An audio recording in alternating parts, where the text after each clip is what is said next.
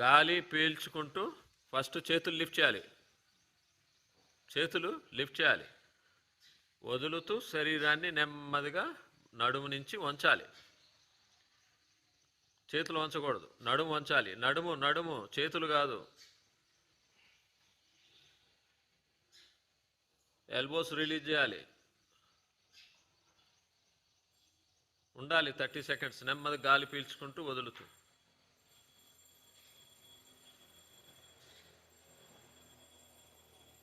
Seconds wait చేయాలి. Wait చేసిన తర్వాత ఏం చేయాలి? ఎల్బో స్ట్రైట్ చేసుకోండి. తర్వాత శరీరాన్ని లిఫ్ట్ చేయాలి. చేతులు కాదు, శరీరం లిఫ్ట్ అవ్వాలి. స్ట్రైట్.